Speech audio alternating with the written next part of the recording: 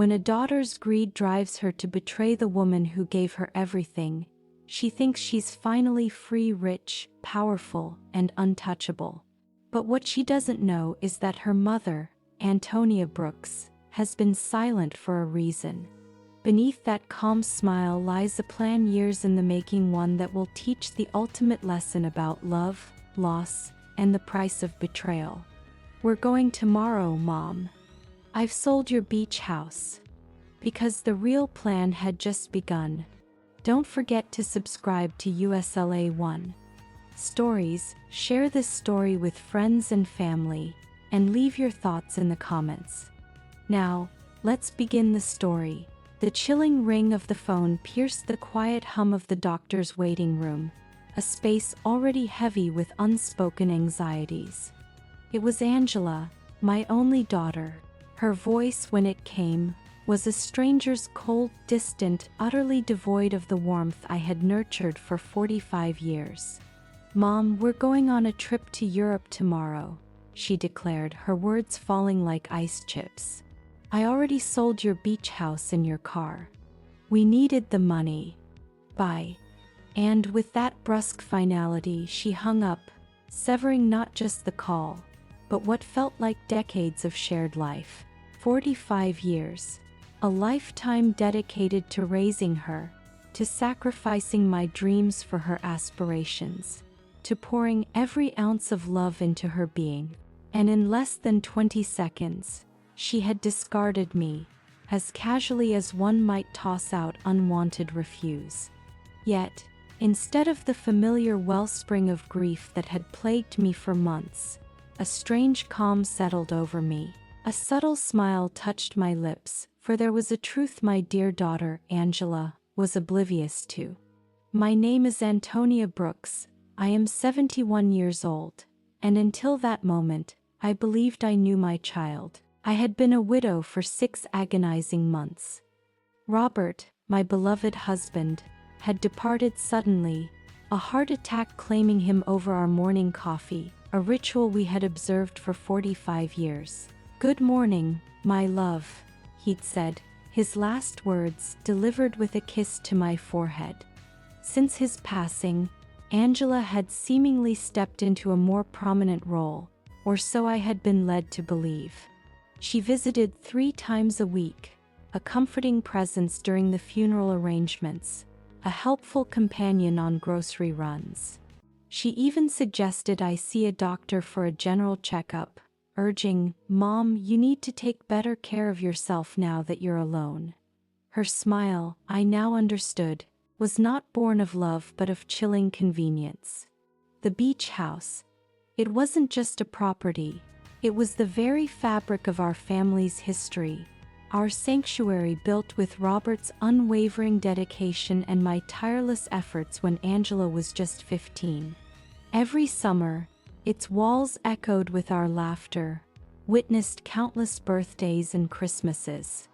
Angela brought her boyfriends, then her husband, Edward, and I, ever the matriarch, cooked, cleaned, and cared for them all. It was our enduring tradition, a tapestry of cherished memories. I never conceived it could be reduced to mere currency in her eyes. And the car, Robert's old Ford pickup, a vehicle he tended with the devotion of a parent, washed every Sunday, its oil changed religiously, always parked beneath the same shading tree. Angela knew its significance, a tangible piece of him, his faint scent still clinging to its seats.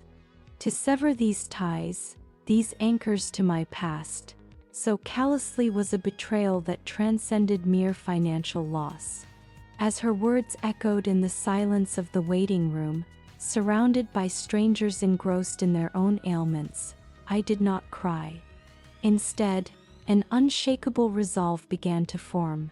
In that moment of profound abandonment, a forgotten memory resurfaced, a lifeline thrown from beyond the grave. 3 days before he died, Robert had pressed a manila envelope into my hand. "Antonia, put this in the drawer of your dresser. If something happens to me, open it after a while, but only when you feel ready." I had tucked it away, distracted by the mundane, then overwhelmed by the crushing weight of grief and the endless arrangements after his death. It had simply slipped my mind. But now its quiet presence at home called to me. The nurse's voice summoned me into the doctor's office. He found me in good health for my age, prescribing rest and better nutrition. But my thoughts were miles away, fixated on that envelope, Angela's icy voice, and the chilling certainty that Edward, who had always viewed me as an inconvenient relic, was undoubtedly the architect of this scheme. I left the office, walking deliberately towards the bus stop, my car, according to Angela, no longer mine. A faint smile touched my lips. There was a strange poetry to this unfolding drama. My daughter believed she had stripped me bare, left me with nothing. But Robert, my wise, forward-thinking Robert, had always been a man who planned ahead, not just for the next day, but for a future he might not see. The bus arrived, and I watched the city blur past, each house, each store, each rushing face a canvas of unspoken lives, their own tragedies, their own guarded secrets. I, too, had my secrets, and I was about to uncover them all. Reaching home, I went directly to my bedroom. The dresser drawer yielded the manila envelope, exactly where I had placed it. My hands trembled with a slight tremor as I retrieved it, feeling the bulk of documents within. Robert's neat hand had inscribed my name on its front. Sitting on the bed we had shared for so many years, I took a deep, fortifying breath. The room was succumbing to dusk, familiar shadows lengthening, no longer holding the same power to frighten. I opened the envelope, slowly, with the reverence one reserves for a precious, long-awaited gift. What I found within would irrevocably alter everything. Legal documents, deeds, bank certificates, and a letter penned in Robert's unmistakable hand. My eyes welled with tears as I traced his familiar script. My dear Antonia, if you are reading this, it means I am no longer with you. Forgive me for not telling you everything while I was alive, but I wanted to protect you from worries. Over the years, I invested our savings in properties and businesses. We don't just have the beach house. We have 6 other properties, including the apartment building where Angela and Edward live. We also have shares in 3 companies that are worth more than you can imagine. You are rich, my love. You always were rich, but now you are on paper, too. My hands trembled, not from weakness, but from the sheer weight of this revelation. The documents unfolded, deeds to houses in various city neighborhoods, a downtown condo, a small coastal motel, and indeed, the very 20-story apartment building where my daughter resided. Robert had been the silent owner for a decade, channeling everything through a company I had never heard of, and according to the papers, I was its sole heir. Bank statements revealed accounts I never knew existed, their balances staggering. Robert, the unassuming bus driver of 40 years, had been a brilliant, clandestine investor. Every penny we saved, every sacrifice we made, he had quietly multiplied, and I, his devoted wife, had remained oblivious. His letter explained his silence. He wished to spare me the anxieties of wealth and, crucially, to prevent Angela from knowing our true financial standing.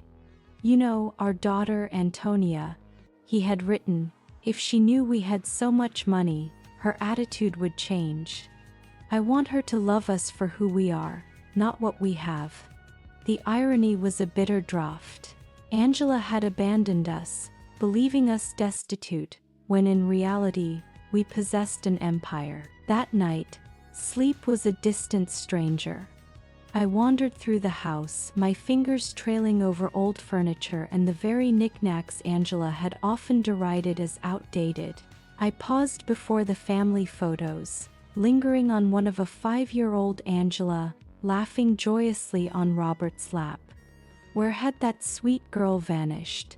When had she transformed into this cold, calculating stranger? The next morning the phone rang, shattering the dawn's fragile peace. It was Angela again. Her voice, softened now, almost solicitous, sent a shiver down my spine. I had learned to distrust these sudden shifts in tone. "Mom, how are you? I wanted to tell you we already transferred the money from the house and the car. We deposited your share into your account. It's not much, but it'll help you live for a few months while you look for something smaller." "My share?" I echoed, my voice remarkably steady. "Yes, Mom. We obviously weren't going to leave you with nothing. We gave you 30%. That's fair, right? We need the money for our investment in Europe. Edward has an incredible business opportunity over there. 30% of times my own assets asterisk. How utterly magnanimous." "I see. Honey. And when do you leave?" "This afternoon. Our bags are already packed. We'll be gone for at least 6 months. Maybe more if the business goes well. But don't worry, Mom. When we get back, we'll help you find a small apartment. Something that fits your needs." "Fits times my times needs," she dared to say, as if she possessed the slightest insight into my true desires or circumstances. "Okay, Angela, have a safe trip." Her relief was palpable. "Oh, Mom, I knew you'd understand. You've always been so compassionate. We love you so much." And then the click of the phone. I stood there, receiver in hand, and for the first time in months a genuine, hearty laugh bubbled up from deep within. The absurdity of it all was comical. My daughter, believing she had robbed me, evicted me, spoken to me with unbearable condescension, all to fund a fantastical European adventure likely doomed to failure. But it wasn't the money that truly stung. It was the effortless ease with which she had expunged me from her life. 45 years of my existence, dedicated to her, to unconditional love, erased in a 2-minute phone call. That, above all, was the deepest wound. I checked my bank account online. Indeed, they had deposited an amount, likely deemed generous by their standards, but to me it was a paltry sum. They had sold the beach house for a fraction of its worth, desperate for quick cash, and Robert's beloved truck for a pittance. That afternoon, from my window, I watched Angela and Edward load their suitcases into a waiting cab. Edward, laden with 2 enormous cases, Angela, clutching an expensive-looking carry-on. They laughed, kissed, their heads close in conspiratorial planning, like teenagers embarking on a grand adventure. Not once did they glance towards my window, not a single wave or farewell. As the cab pulled away, I settled in the kitchen with a cup of tea, Robert's documents spread across the table. Decisions awaited. I could immediately call a lawyer, reclaim my properties, demand back everything they had taken. But a deeper instinct, a nascent strategist within me, suggested a different path, a more educational approach. I dialed Mr. Peterson, the lawyer who had handled Robert's affairs, a man who had offered his condolences at the funeral and urged me to call if ever I needed anything. Now I needed him. "Mrs. Brooks, it's good to hear from you. How are you?" "I'm doing well, Mr. Peterson. I need to see you urgently. I found some documents from Robert that I don't quite understand." "Of course, you can come to my office tomorrow morning."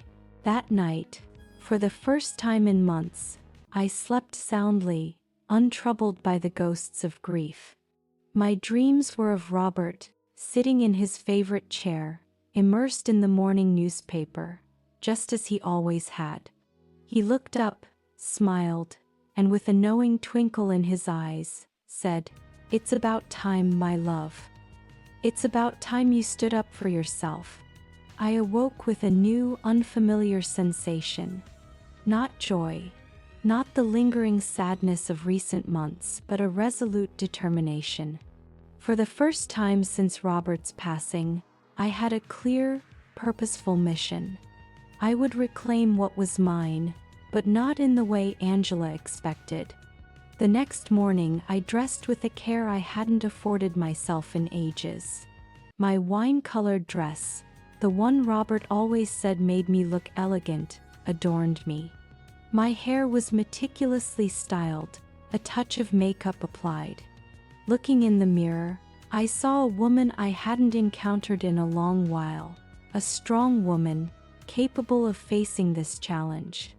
Mr. Peterson's office, housed in an elegant downtown building with marble floors and grand windows, offered a quiet gravitas. He greeted me warmly, but as I presented Robert's documents, his professional demeanor shifted to one of profound surprise. "Mrs. Brooks, this is much more than I imagined." Robert was a very smart man. "Look, according to these papers, you are the owner of—" "I know, Mr. Peterson. I've already reviewed them. What I need to know is what I can do legally." Mr. Peterson confirmed everything. The documents were legitimate. I was the rightful owner of all properties. He also confirmed my suspicion. Angela's sale of the beach house was illegal, as she had no legal right to sell it. "We can get the house back immediately, Mrs. Brooks, and we can also proceed with legal action against your daughter for fraud." "No, Mr. Peterson, I don't want to proceed with legal action. I want to do this another way. I want everything to remain a secret for now. Can you help me?" He regarded me with a curious, searching gaze, then nodded. "Of course, you are my client. What do you need?" "I need you to discreetly reclaim the beach house, nullify that fraudulent sale, and help me gain full, direct control of all my properties, especially the building where my daughter lives." "I understand. It will be a process that takes a few weeks, but it's completely feasible." "Perfect. And Mr. Peterson, I need no one to know I am behind all of this, at least for now." Leaving his office, I felt as if I had awakened from a prolonged dream. The downtown streets, the bustling people, the indifferent buildings, all seemed imbued with new meaning. My life, too, had irrevocably shifted. I had a plan.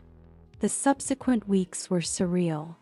Officially, I was the destitute widow, cruelly abandoned by her ungrateful daughter.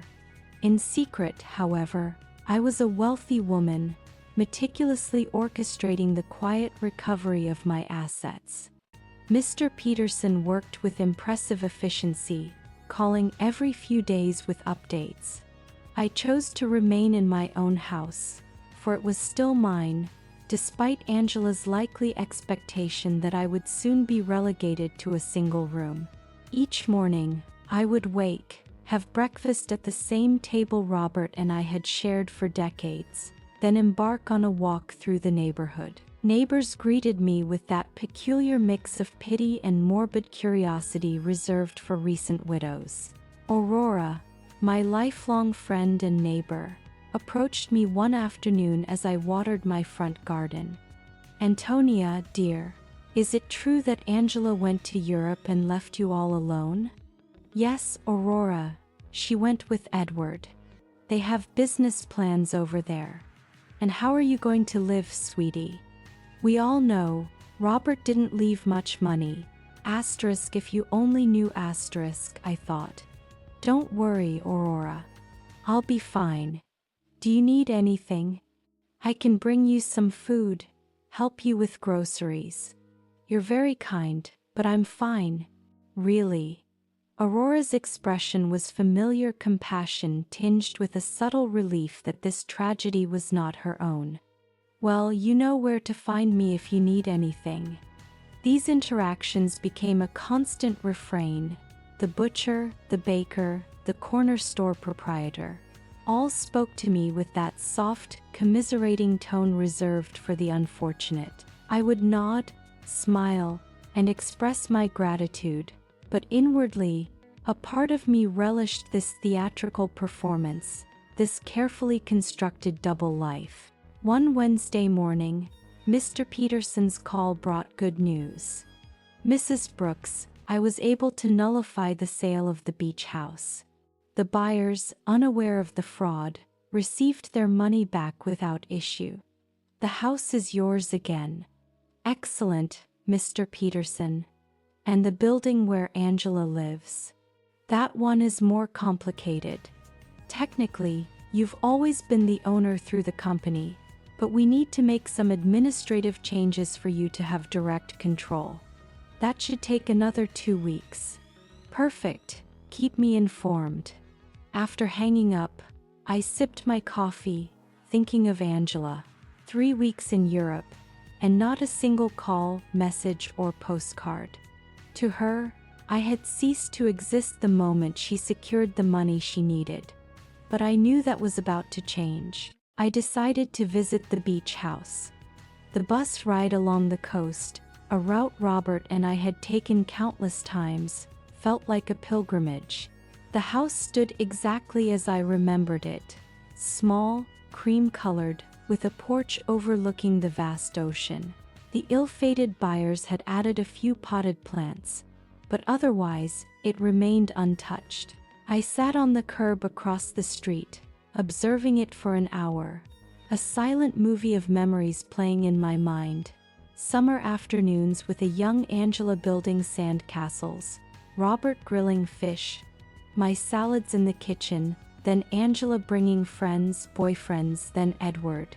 All those moments, reduced by her to a mere commercial transaction.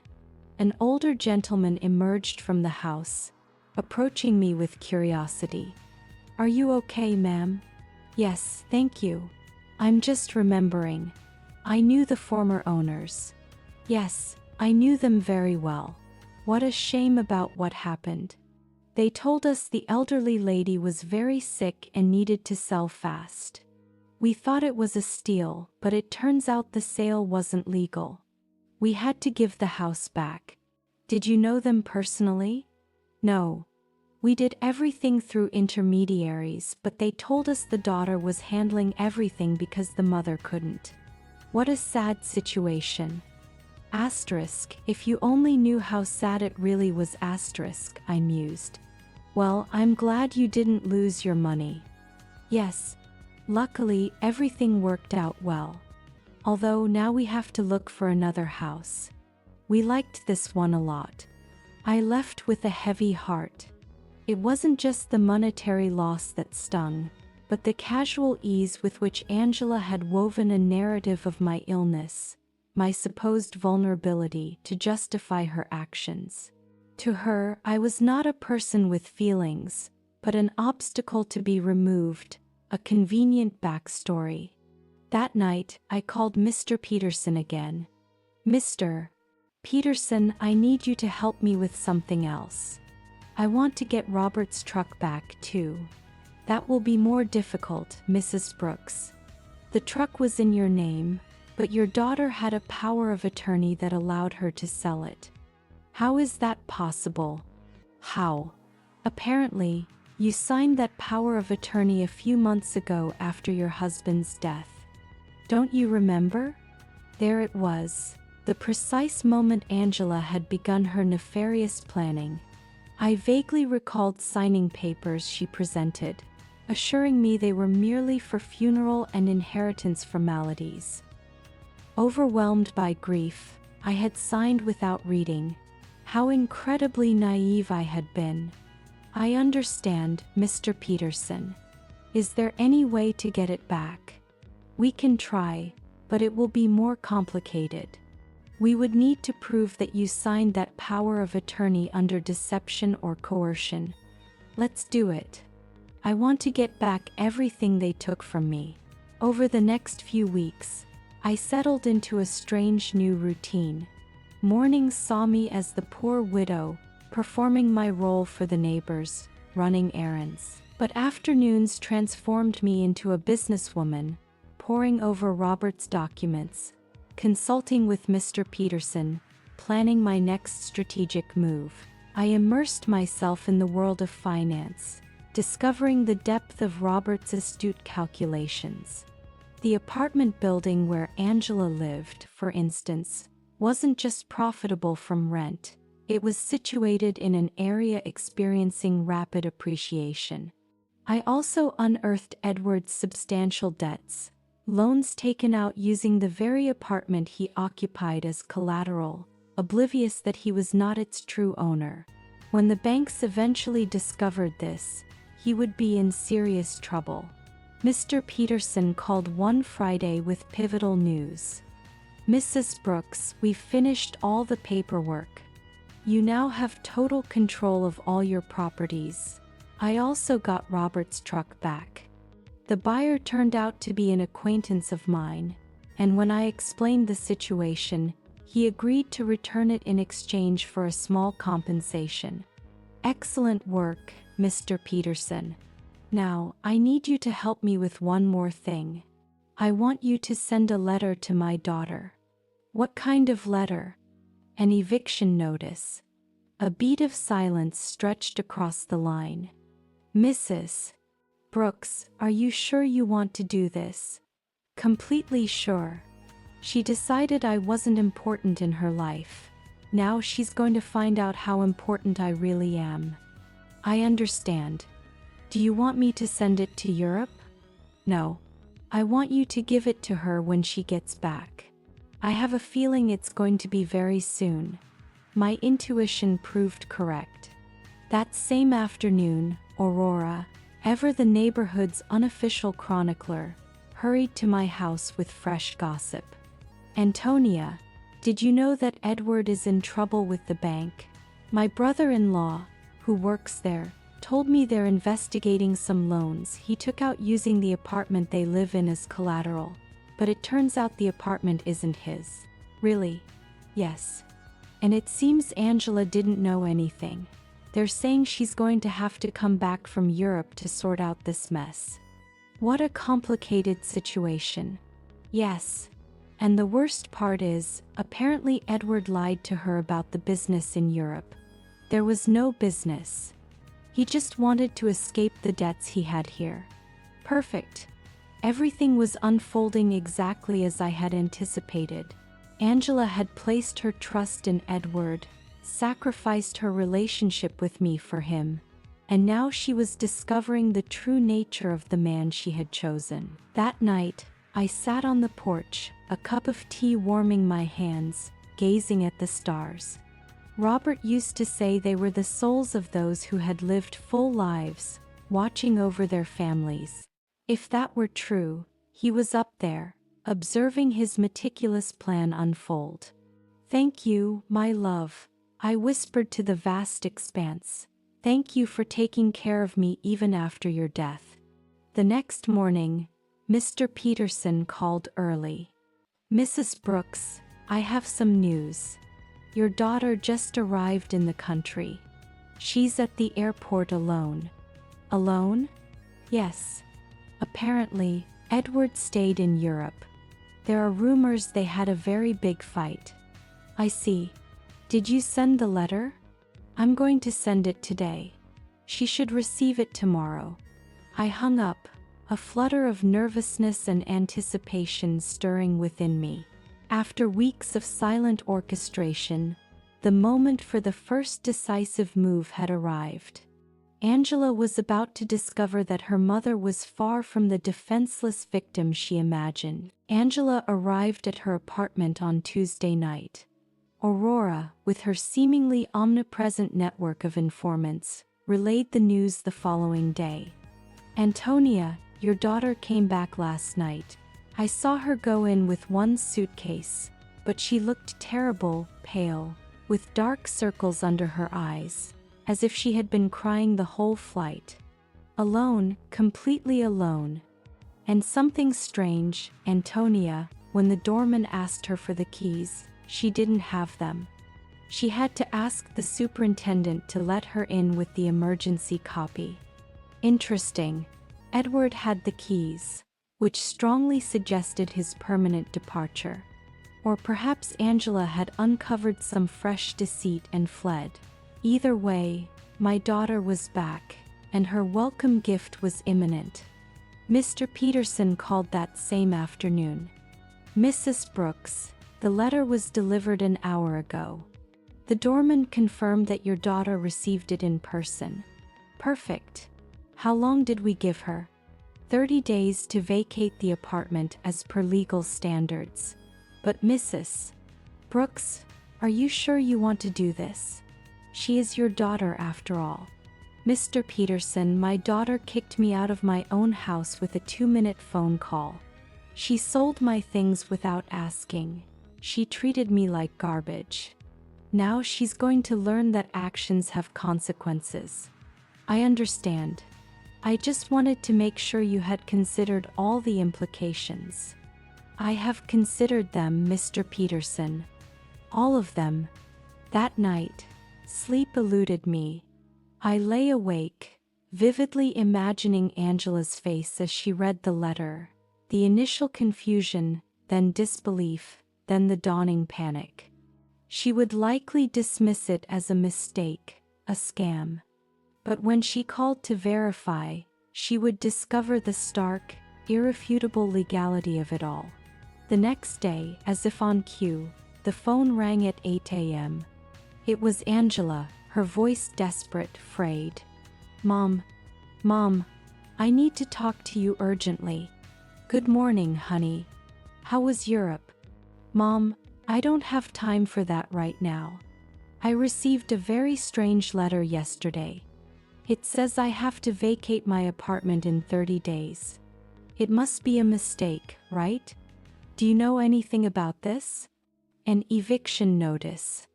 How strange. From whom? From a company I've never heard of. It's called, wait, let me find the letter. Robert Investments, Incorporated. Do you know this company? Robert had used his own name. How perfectly poetic. No, honey, I've never heard that name. Are you sure the letter is legitimate? That's what I want to find out. Mom, I need you to help me. I don't know what to do. Edward left me in Europe. He ran off with another woman, and now I come back to this. I don't understand what's happening. There it was, the confirmation. Edward had abandoned her, likely when the money dried up or when the legal problems at home became too substantial. Poor Angela, she had sacrificed her family for a worthless man. I'm so sorry, honey. Where are you now? I'm in the apartment, but I don't know for how long. Mom, can I come see you? I need to. I need to talk to someone. I don't have anyone else. The irony was exquisite. Now, bereft of the man for whom she had forsaken me, she remembered she had a mother. Of course, honey. Come over whenever you want. I'm on my way. I hung up, then turned to the mirror. This performance required perfection. I donned my most conservative gray dress, tied my hair in a simple bun, and meticulously practiced the expression of a worried but resigned mother. Angela would see precisely what she expected: a poor, vulnerable widow, abandoned by her own daughter. Angela arrived an hour later, and I was genuinely taken aback by her appearance. She had lost weight, deep circles shadowed her eyes, and her once expensive clothes were wrinkled, unkempt. Her eyes were red-rimmed from crying. Mom, she whispered, and for a fleeting moment, I thought she would embrace me, but she stopped, as if suddenly recalling the chasm that had opened between us. Come in, honey. Do you want some coffee? Yes, please. We sat in the kitchen, at the same table where I had weeks ago read Robert's astonishing documents.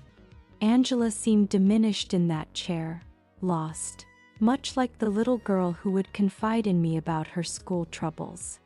Mom, I'm so sorry for the way I left. I know I didn't treat you well. It's in the past, honey. No, it's not.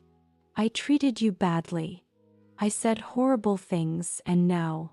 Her voice broke. Now I have no one. What happened with Edward? He left with a 25-year-old hotel waitress in Paris. It turns out there was never any business in Europe. It was all a lie.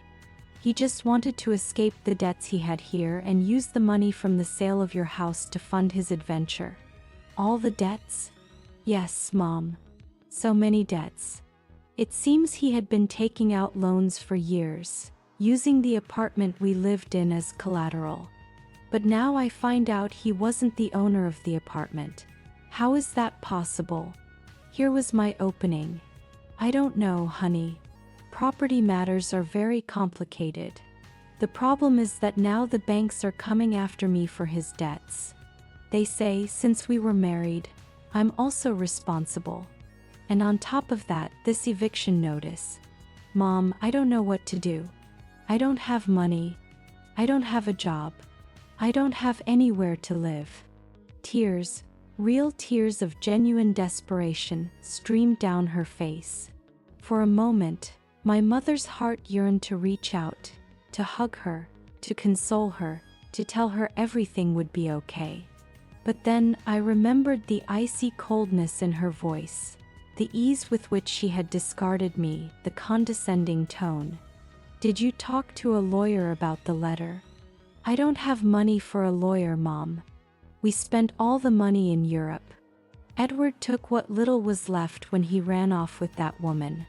So, what are you going to do? I don't know.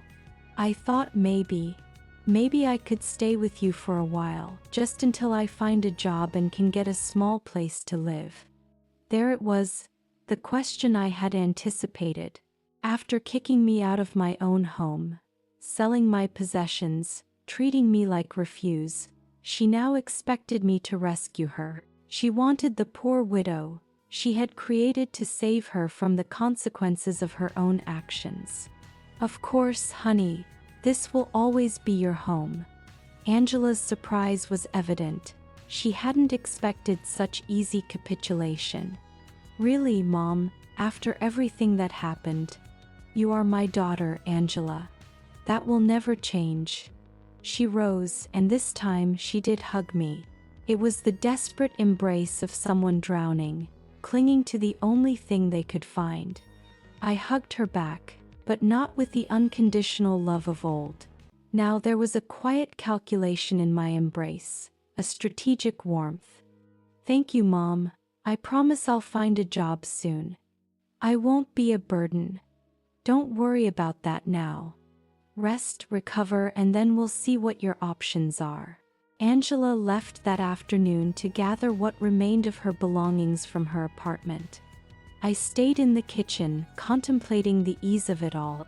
She had come to me precisely as planned, broken, desperate, devoid of options. And, crucially, she suspected nothing. To her, I was still the abandoned mother, deserving of her pity. But this was merely the prelude to my plan. Having her live with me provided the perfect opportunity for the next phase. I would let her settle, feel safe, believe she had found refuge. And then, when she least expected it, I would teach her the profound difference between being poor by choice and being poor by consequence. That night, I called Mr. Peterson. Mr. Peterson, I need you to do something else for me. Tell me, Mrs. Brooks. I want you to investigate Edward's debts. I want to know exactly how much he owes to whom, and what legal options I have to separate them from my daughter. That will take time, but it's feasible. Perfect. And Mr. Peterson, I want you to keep this in absolute secret. No one can know I am behind this investigation. Of course, Mrs. Brooks, may I ask what your final plan is? My plan, Mr. Peterson, is very simple. I'm going to save my daughter, but first, she has to understand what it truly means to hit rock bottom. I hung up, pouring myself a glass of the exquisite wine Robert had reserved for special occasions. It had been a long time since I'd had an occasion quite like this. The game had begun, and for the first time in months, all the good cards were firmly in my hand. Angela moved into my house the very next day, arriving with 2 suitcases and a cardboard box, the meager remnants of her former life. I watched her unpack in her old room, the same one she had occupied as a teenager, noting the silent humiliation in her every movement. She had descended from a luxury condo to the confines of her childhood bedroom. "Mom, I found this in the apartment," she said, presenting a manila envelope. "It was among Edward's things. It has your name on it." Another of Robert's envelopes. My heart quickened, but I maintained my composure. My name? How strange. "Yes, look." She showed me the envelope. Indeed, Robert's familiar handwriting, but this envelope was smaller, newer, distinct from the one I had found in my dresser. Maybe Edward found it among Dad's things when he died and forgot to give it to me, Angela offered. "It's possible. Can I see it?" I opened it in her presence. Inside, a short letter and a small, delicate key. The letter read, "Antonia, if you are reading this after having received the main envelope, it means our daughter is going through a difficult time. This key opens a safety deposit box at the Central Bank downtown branch. The number is 247. There is something there that can help you help her, but use it wisely. With eternal love, Robert." Angela read over my shoulder. A safety deposit box. Dad had a safety deposit box. I had no idea. I didn't either. I lied smoothly. "Your father never told me about this. Do you think we should go see what's in there?" "I don't know, honey. Maybe it's better to leave things as they are." "But, Mom, maybe there's something important in there. Documents or, I don't know, maybe something valuable that can help us." The desperation in her voice was palpable. Angela was grasping at straws, clinging to any glimmer of hope, and I intended to let her cling a little longer before revealing the full, unvarnished truth. "Okay," I said after a carefully calculated pause. "We can go tomorrow."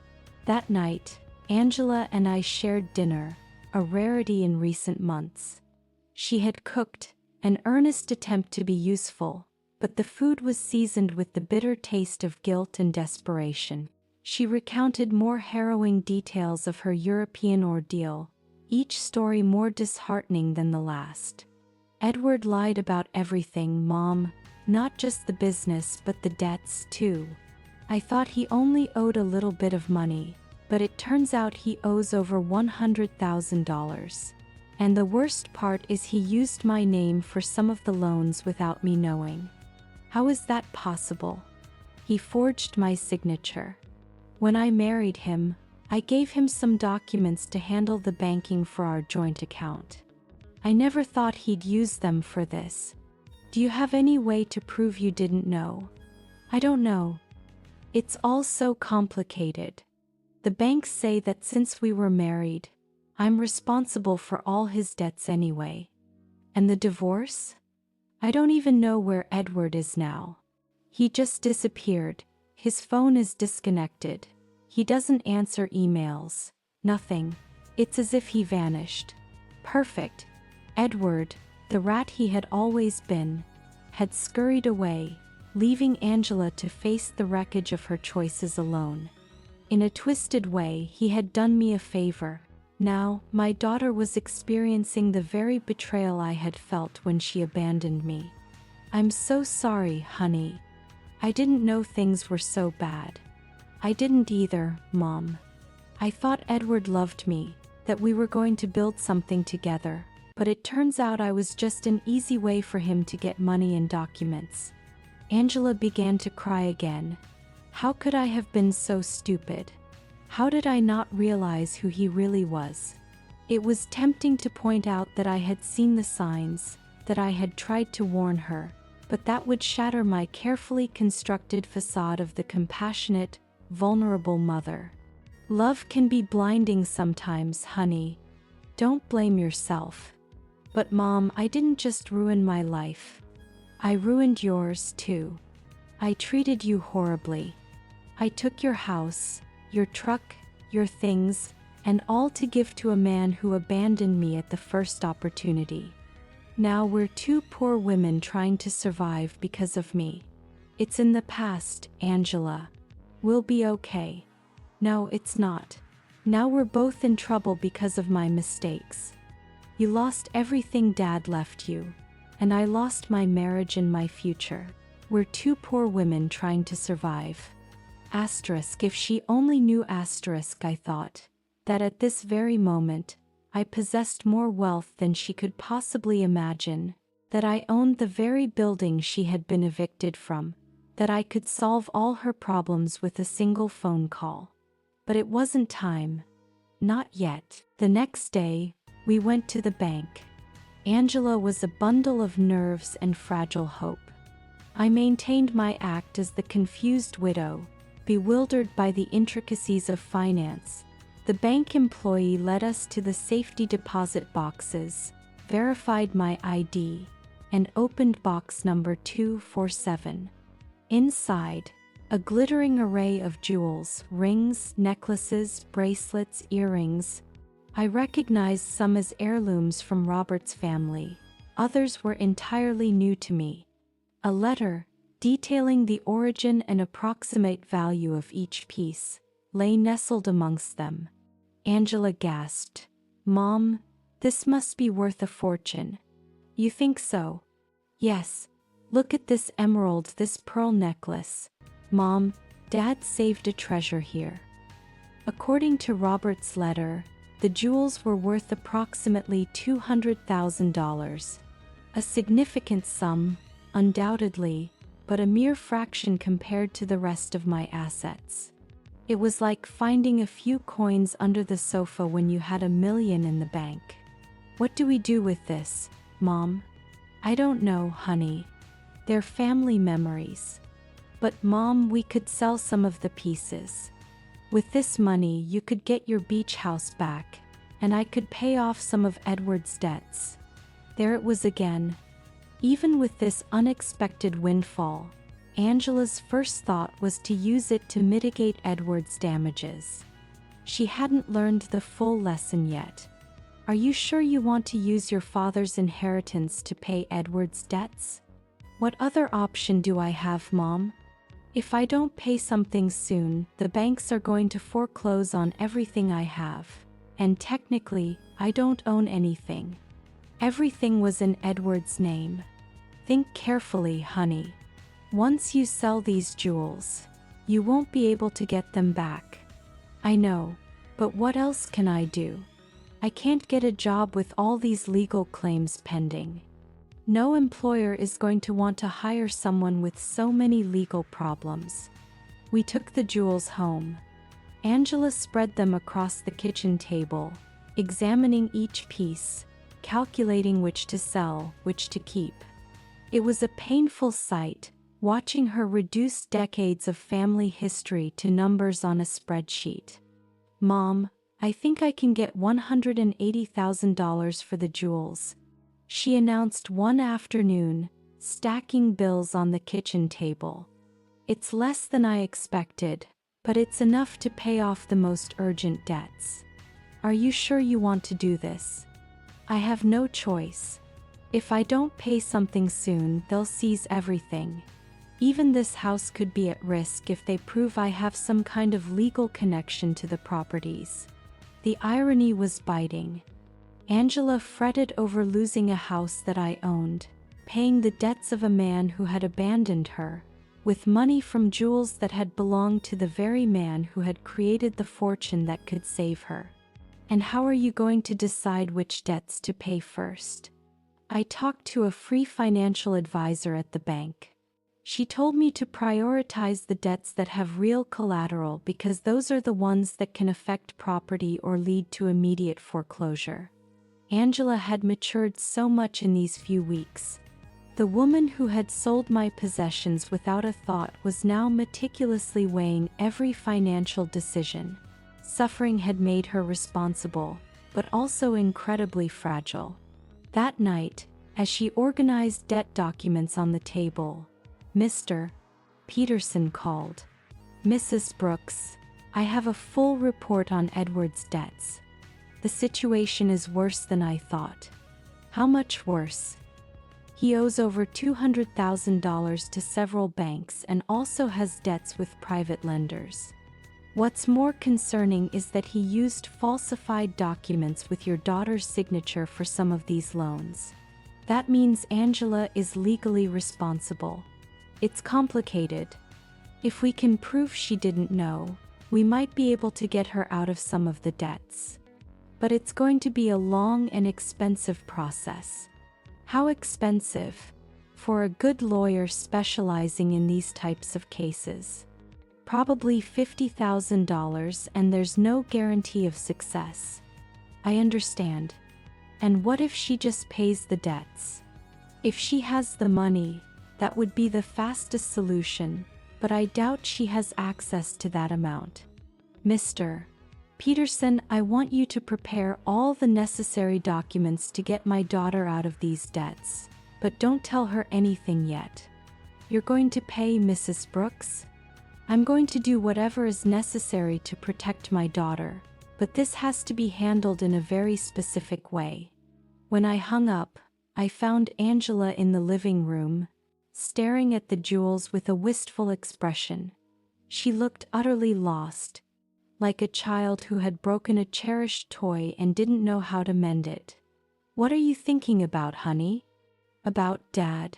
About how disappointed he would be in me if he could see what I did with my life." "Your father loved you very much, Angela. He would understand." "No, Mom. He taught me to be responsible, to value family, not to be selfish. And I did the exact opposite. I abandoned my mother for a man who turned out to be a liar. I sold my family's memories for money. I ruined everything he built." For the first time since her return, a genuine remorse laced her voice. It wasn't just lamenting the consequences, it was a true acknowledgement of a moral failing. "People make mistakes, honey. The important thing is to learn from them." "But how do I learn from this, Mom? How do I fix the damage I've done?" There it was. The question I had patiently awaited. Angela was finally ready to face the truth of her actions, but it wasn't yet time to play my final card. First, she had to hit rock bottom completely. The next few days were crucial. Angela decided to sell most of the jewels, keeping only Robert's engagement ring and a small necklace that had belonged to her grandmother. I watched her, researching prices, negotiating with buyers, reducing decades of family history to commercial transactions. It was agonizing, but essential for her to grasp the true weight of her decisions. "Mom, I got $180,000 for the jewels," she told me one afternoon, counting the cash. "It's less than I expected, but it's enough to pay off the most urgent debts. Are you sure you want to do this?" "I have no choice. If I don't pay something soon, they'll foreclose on everything. Even this house could be at risk if they prove I have some kind of legal connection to the properties." The irony of her concern for my house was not lost on me. "And how are you going to decide which debts to pay first?" I talked to a free financial advisor at the bank. She told me to prioritize the debts that have real collateral because those are the ones that can affect property or lead to immediate foreclosure.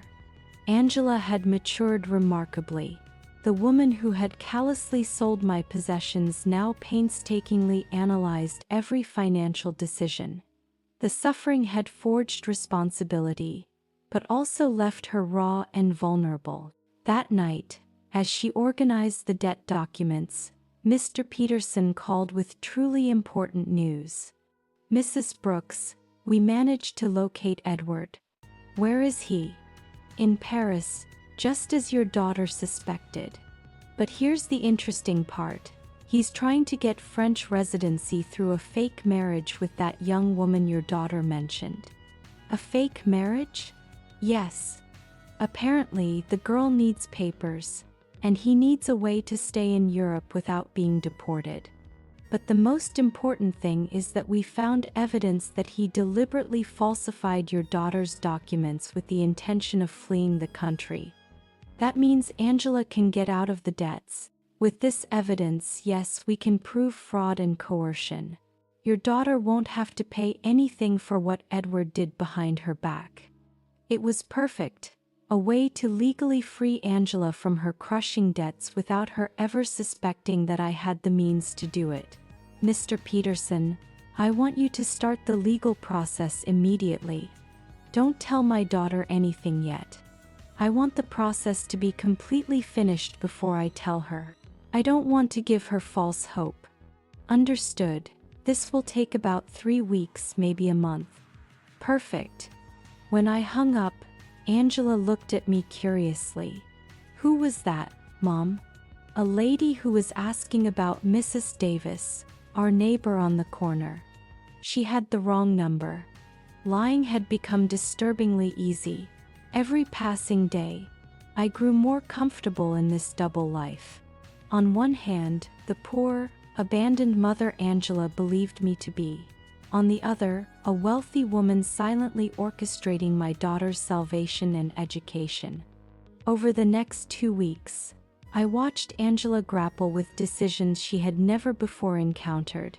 How to stretch meager funds for food, how to negotiate with relentless creditors, how to seek employment when one's credit history was in ruins. It was a cruel, yet necessary, education. Mom, I went to 3 job interviews today. She told me one evening, her feet swollen, her face etched with exhaustion. 2 of them told me they can't hire me because of the pending legal problems. The 3rd one offered me a part-time job cleaning offices at night. Are you going to take it? I have no choice. It pays very little, but it's better than nothing, and I can work at night so I can keep looking for something better during the day. Seeing my daughter, who had enjoyed a life of comfort for over 40 years, preparing to clean offices at night, wrenched my heart. But it also swelled with a quiet pride. She was finally confronting reality, without expecting someone else to solve her problems. Are you sure you can handle so much physical work? I'll have to learn. I can't keep being a burden to you, Mom. It's bad enough that you're letting me live here for free. This is your home, Angela. No, Mom, this is your home, and I'm here because of your generosity. But I'm not going to take advantage of it forever. One night, while Angela was on her first cleaning shift, Aurora came to visit. She sat in the kitchen with me, sipping tea and gazing at the family photos on the walls. Antonia, I have to ask you something. Did you know Angela was going to come back in these conditions? What do you mean? Well, when she left, she seemed so sure of herself, so arrogant. She talked about the great life she was going to have in Europe, about how successful Edward was. And now she's back, completely broken, working a cleaning job, living with you again. Life takes many turns, Aurora.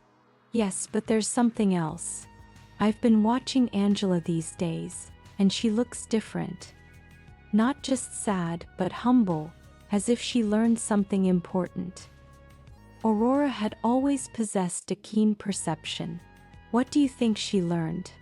I think she learned the value of the things she had taken for granted, like having a mother who loves her unconditionally. Maybe. Aurora, can I tell you something? When Angela left and treated you so badly, many of us thought you would never forgive her. But here you are, taking care of her again, giving her a home when she has nowhere to go. She's my daughter, Aurora. Yes, but not every mother would do what you're doing, especially after being treated the way you were treated. If Aurora only knew the complete truth, that I held the power to resolve all of Angela's problems, yet chose to allow her to suffer a little longer, for the lesson to fully sink in.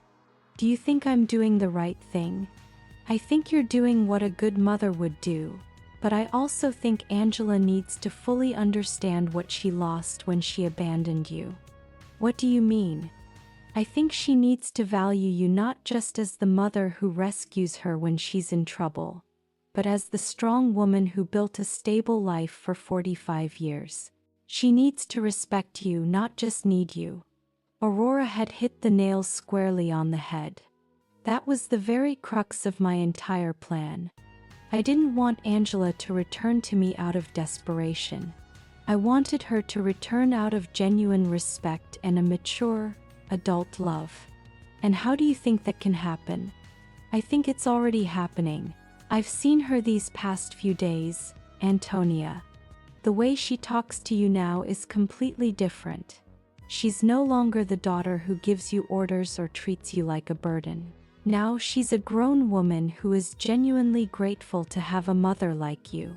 That night, when Angela returned from her cleaning job, she arrived tired, but with a newfound dignity. She had earned those few dollars through her own effort, and that meant something profound to her. How was your first day? Hard, but not as bad as I thought. The other ladies who worked there helped me a lot. One of them, Mrs. Johnson, taught me tricks to clean more efficiently. Mrs. Johnson? Yes, she's 60 years old and has been cleaning offices for 20 years. She told me she started after her husband left her with 3 small children. She says it's not the job she dreamed of, but that it gave her independence and dignity. She sounds like a wise woman. She is. She said something that made me think a lot. She told me there are 2 types of people who end up doing this job. The ones who are there because they never had opportunities, and the ones who are there because they ruined the opportunities they did have. And what did you tell her? I told her the truth, that I had all the opportunities in the world. A family that loved me, a stable home, an inheritance, and that I ruined it all by following a worthless man. What did she say? She laughed and said, "Well, honey, then at least you know exactly why you're here. That puts you one step ahead of most people." Angela poured herself a glass of water and sat with me at the table. "Mom, I want you to know something. These past few weeks have been the hardest of my life, but also the most important. Why? Because I finally understand what really matters.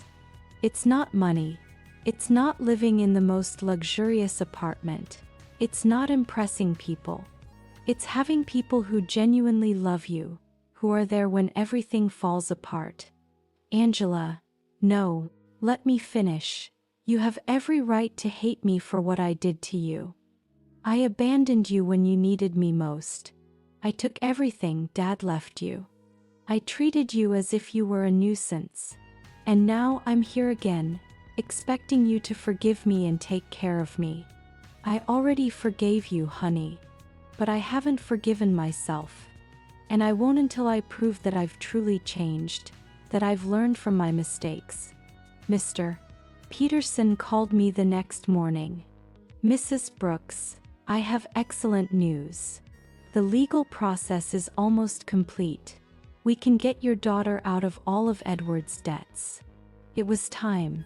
After weeks of watching Angela struggle, work, and reflect on her mistakes, the moment had finally arrived to reveal that she had never been truly alone, that someone had always been quietly watching over her. "Mr. Peterson, I want you to organize a meeting. It's time for my daughter to know the whole truth." Mr. Peterson arranged the meeting for Friday morning at his office. I told Angela that I had made an appointment with a lawyer who could help her with her legal problems, but I didn't elaborate on the details. She agreed to come, though clearly nervous about the potential cost. "Mom, I don't have money to pay a lawyer. I barely have enough to cover basic expenses. Don't worry about that now, honey. Let's just hear what he has to say. We arrived at Mr. Peterson's office punctually. Angela had dressed in her best clothes, which now seemed a little too large on her slender frame. She was visibly nervous, wringing her hands, bracing herself for yet another piece of bad news. Mr. Peterson greeted us with his usual professional smile. Mrs. Brooks, Miss Brooks, thank you for coming. Thank you for seeing us, Angela replied. Although I should warn you that my financial situation is very complicated, and I probably can't afford high fees. That's exactly what we're going to talk about, Mr. Peterson said, exchanging a meaningful glance with me. But first, I need you to review these documents. Mr. Peterson handed Angela a thick folder. She opened it and began to read, her expression gradually shifting from confusion to profound surprise. I don't understand. These documents say that Edward forged my signature, that there is evidence of fraud, that I am not responsible for the debts. That's right. We have been investigating your case for the past few weeks. We found enough evidence to prove that you were a victim of identity fraud. But how is that possible? Who paid for this investigation? I don't have money for this. Mr. Peterson looked at me. It was my moment. Angela, there's something I need to tell you. What, Mom? I took a deep breath. After weeks of silent acting, the truth was finally to be unveiled. Your father left me more than you knew. Much more. What do you mean, Mr. Peterson? Show her the other documents. Mr. Peterson produced a second, even thicker folder and presented it to Angela. This time, the documents were the property deeds, the bank statements, the investment certificates, the entire fortune Robert had meticulously built in secret. Angela read in stunned silence for several minutes. Her face traversed a complete spectrum of emotions: confusion, disbelief, shock, and finally, dawning comprehension. Mom, this says you are the owner of the building where I lived. Yes. And that you have other properties, bank accounts, investments. Yes. This means that when I sold the beach house, it was my house, and the sale was fraudulent. I already got it back. Angela stared at the papers, struggling to process the overwhelming information. How long have you known this? Since the day you called me from the doctor's office. You knew all this when I came back from Europe asking for help. Yes. You knew you could solve all my problems when you saw me crying every night. Yes. A long, tense silence filled the office. Angela closed the folders and looked directly into my eyes, her own filled with a raw, unblinking intensity. Why, Mom? Why did you let me suffer when you could have helped me? This was the question I had anticipated for weeks, the crucible of her transformation. Because you needed to learn something you couldn't learn any other way. What? You needed to learn the value of the things you had lost. The value of family, of respect, of responsibility. When you abandoned me, it wasn't just money you took from me. It was dignity. It was love. It was trust. Angela began to cry, but these were not the tears of self-pity she had shed in recent weeks. They were tears of deep understanding, of profound realization. I abandoned you when you needed me most.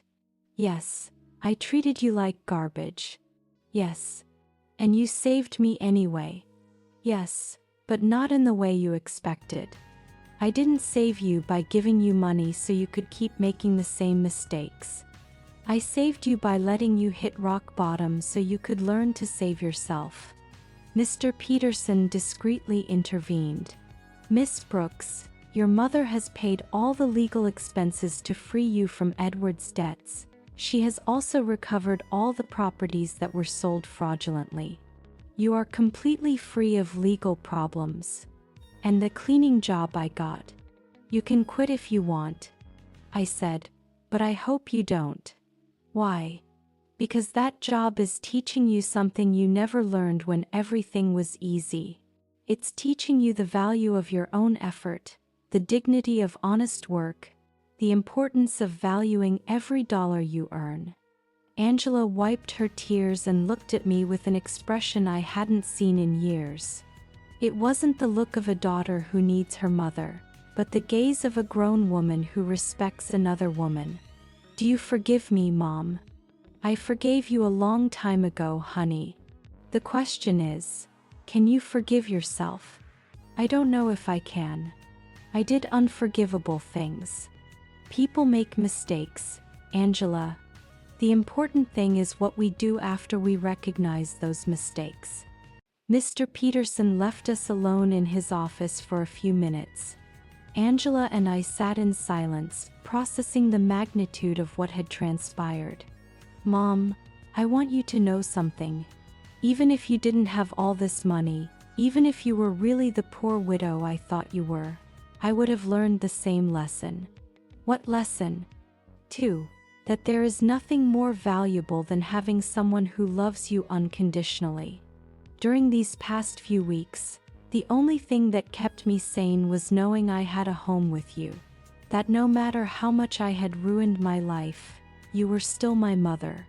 That will never change, Angela. I know. But I also know that I can never take that love for granted again. I have to earn it every day with respect, with gratitude, with actions, not just words. We left Mr. Peterson's office with a completely new relationship. We were no longer simply mother and daughter united by blood and habit. We were two grown women who had chosen each other, forged by fire, having endured the most difficult test imaginable. The following weeks were about rebuilding, but not the kind Angela had initially envisioned. Even though she now knew I possessed ample resources to resolve all her problems, she decided to keep her night cleaning job. Mom, I need to finish what I started, she told me one afternoon as she prepared for work.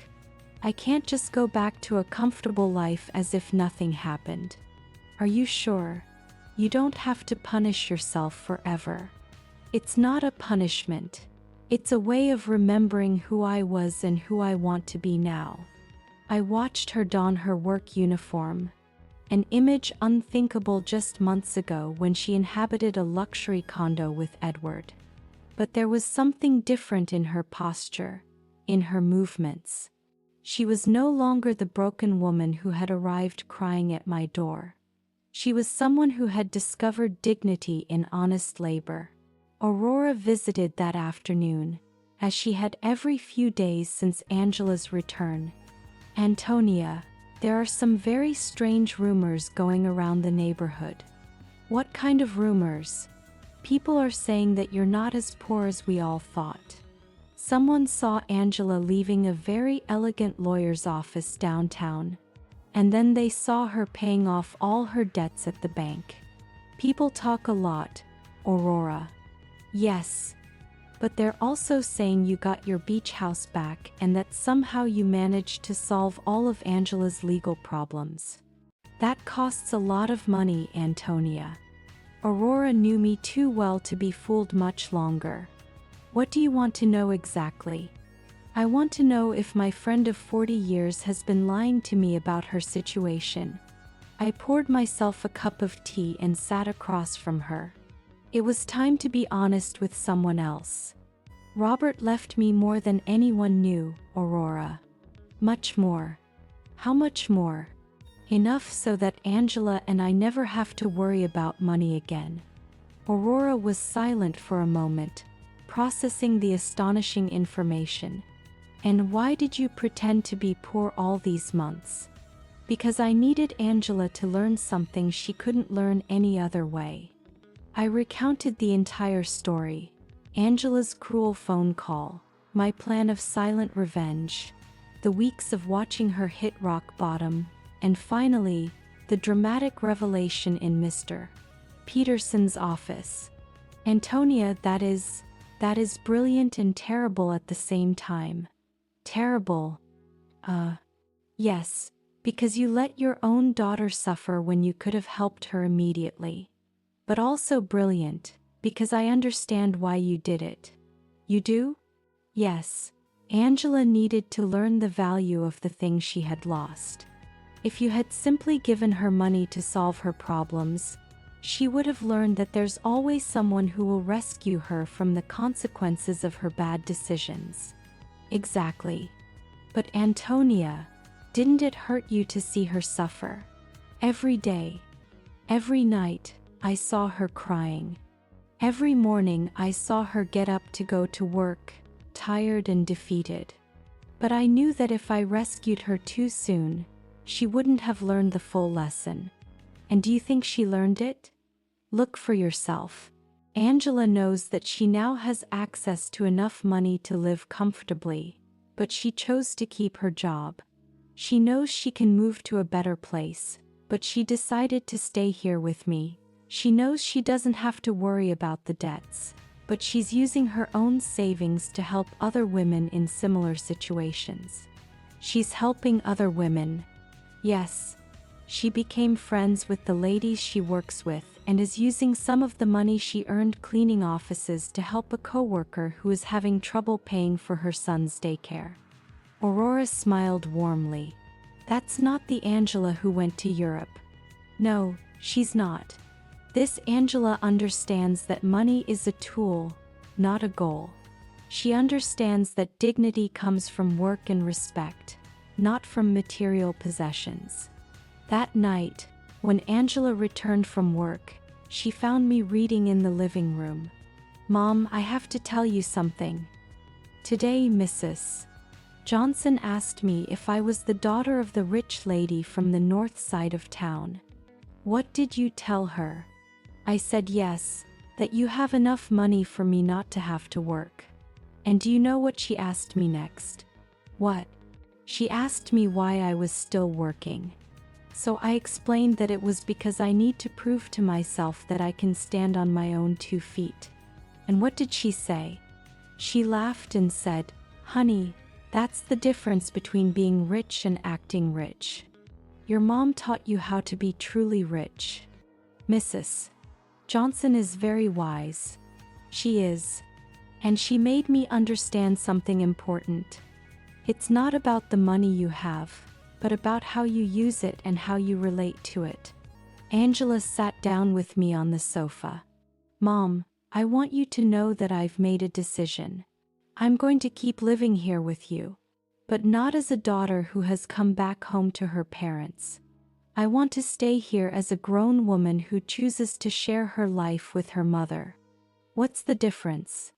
The difference is that I'm going to pay my share of the expenses. I'm going to contribute to the upkeep of the house, and I'm going to treat this relationship as a partnership between 2 independent women who love and respect each other. Angela, you don't need to. Yes, I do, Mom. I need our relationship to be different from what it was before. Before, I was a daughter who took her mother's love and care for granted. Now, I want to be a grown woman who values and takes care of the most important relationship in her life. And your job? I'm going to keep working, but not necessarily cleaning offices forever. I want to go back to school. I want to prepare myself to do something more meaningful with my life. But I want to do it step by step, earning every opportunity. Do you have any idea what you want to study? Yes, I want to study social work. These past few weeks have taught me how many people are going through difficult situations without having anyone to support them. I want to use the resources we have to help other women who are going through what I went through. It was perfect. Angela had not only learned to value what she had but had found a way to channel her painful experience into something profoundly constructive. And what about Edward? Mr. Peterson told me he was arrested in France for the fraudulent marriage. He's going to be deported soon, but honestly, Mom, I don't care anymore. That part of my life is over. You don't feel any resentment? No. Edward did me a favor without even knowing it. If he hadn't abandoned and betrayed me, I never would have hit rock bottom.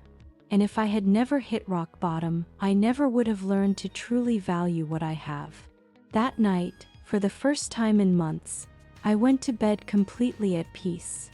My plan had worked perfectly. Angela had not only learned the harsh lessons she needed, but she had emerged from the experience as a stronger, wiser, and more compassionate person. Robert would have been so proud. 6 months later, our lives had found a new, harmonious balance neither of us could have imagined.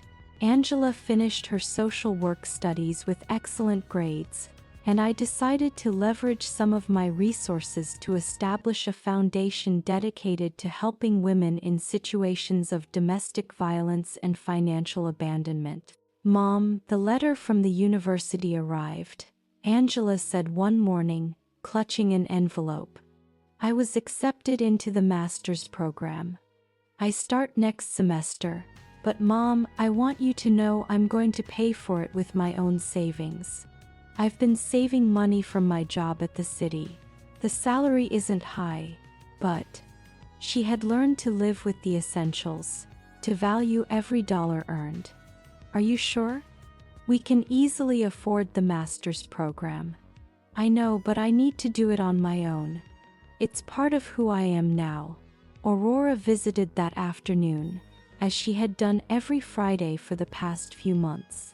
She had become a confidant to both of us, observing our transformation with quiet fascination.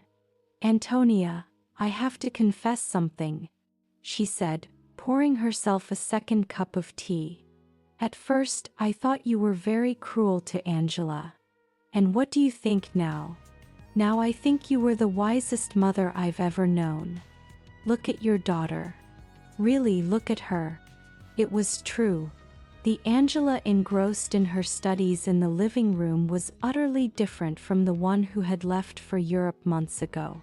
This Angela possessed a serenity that emanated from within, a quiet confidence rooted in her own achievements, not in material possessions. "Did you know I saw Angela at the grocery store yesterday buying vegetables for a family she's helping through her job? I hadn't known. And when I asked her why she was using her own money instead of the government budget, she told me that some things can't be measured in official budgets." That night, Angela and I had dinner on the porch, a cherished tradition. It was our time to discuss the day, plan for the future, and simply enjoy each other's company. "Mom, I received a very strange letter today," she said, cutting her salad. "From whom?" "From Edward?" My muscles tensed. "Edward? He wrote to you. From where?" "From prison in France. Apparently, he was sentenced to 2 years for marriage fraud. In the letter, he says he regrets everything he did and wants to ask for my forgiveness." "And how do you feel about it?" "Honestly, I don't feel anything. No anger, no sadness, no desire for revenge. It's as if that part of my life happened decades ago, not months ago." "Are you going to write back?" "No. Not because I hate him, but because there's nothing to say. That Angela who married him no longer exists. This Angela has nothing to talk to him about." I was struck by the profound maturity in her voice. The woman sitting across from me had developed an inner strength born from hitting rock bottom and, crucially, from picking herself up on her own. "Do you know what this whole experience taught me, Mom?" "What?" "That true love isn't the one that tells you what you want to hear. True love is the one that teaches you what you need to learn, even when it hurts. It's a difficult lesson to learn, but it's a necessary one. Edward told me what I wanted to hear. He made me feel special. He convinced me that I deserved a life of luxury without effort. You taught me that true wealth comes from hard work, respect, and genuine relationships." That night, after Angela retired to her room to study, I sat alone on the porch, gazing at the stars, reflecting on Robert. I had promised him I would take care of our daughter, and I finally felt I had fulfilled that promise in the right way. I hadn't cared for her by simply showering her with money when she needed it. I had cared for her by teaching her to care for herself. I hadn't saved her by solving her problems. I had saved her by allowing her to learn to solve them on her own. The next day was Sunday, and we had planned to visit the beach house together for the first time since I had reclaimed it. Angela had resisted before, saying she needed time to process everything. "Are you ready?" I asked her as we settled into the truck. "I think so." The journey was silent, yet comfortable, filled with an unspoken understanding. When we arrived, Angela stood for a moment, looking at the house where we had spent so many family summers. "It looks exactly the same," she said finally. "Some things don't change, but others do. I am not the same person who sold this house." We entered together. The house was clean and tidy, meticulously maintained, just as Robert and I had kept it for years. Angela walked through each room, her fingers tracing the furniture, her eyes lingering on the family photos. "Mom, I want to apologize." "You already apologized, honey." "No, I want to apologize specifically for this house. Not just for selling it, but for reducing all our family memories to a commercial transaction. It's forgiven. This house represents 40 years of family summers, of birthdays, of Christmases. Dad built that porch with his own hands. You planted that garden. I learned to swim at that beach. And I turned it all into money to fund the adventure of a worthless man." She sat on the sofa where Robert used to read on Sunday mornings. "Do you know what hurts me the most?" "What?" "That when I sold it, I didn't feel anything. It was just another property. Now, being here again, I can feel Dad in every corner. I can hear his laughter, smell his morning coffee, see his reading glasses on the table. He is here, Angela. He has always been here. I know. And I also know that he is proud of how you handled all of this." We spent the entire day at the house, cooking together, cleaning, tending to small details. It was a ritual of reconnection, not just with the physical place, but with the values it represented.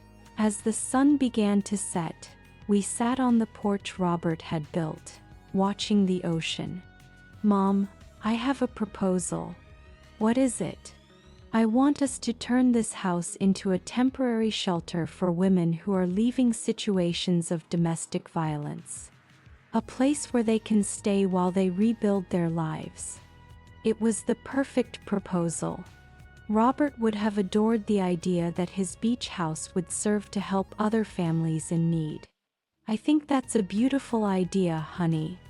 We can use some of the foundation's resources to maintain it, and I can oversee the program through my job. Are you sure you want to turn our family sanctuary into that, Mom? The best sanctuaries are the ones that are shared. Dad always said that a house isn't truly a home until it opens its doors to other people who need love." He was right. Robert had always been generous with our home, extending hospitality to relatives, friends, and neighbors alike. We returned home that night with a new project and a completely renewed relationship. We were no longer mother and daughter united by obligation or need. We were two women who had consciously chosen to build a life together, grounded in love, respect, and a shared, meaningful purpose. That night, before drifting into sleep, I spoke to Robert in silence. Asterisk. "We did it, my love. Our daughter finally understood what truly matters." Asterisk. And for the first time since his death, I felt an answer, clear as a bell. Asterisk. "I always knew you would. You're both stronger than you think." Asterisk. Justice had arrived, not as revenge, but as profound education, not as punishment, but as transformative growth. And in the end, we had both gained something far more valuable than money. We had gained an authentic relationship, built on an unshakable foundation that no future crisis could ever destroy. Life sometimes teaches us through silence and pain, just as Antonia taught her daughter. True love isn't giving everything easily, it's letting someone grow through hardship, so they can rediscover their strength and dignity. Forgiveness, patience, and wisdom can heal even the deepest wounds. Let this story remind us that second chances are possible when love is genuine and lessons are learned. If this story touched your heart, please subscribe to USLA1 Stories, share it with friends and family, and leave your thoughts in the comments. Thank you for listening until the end. See you in the next stories.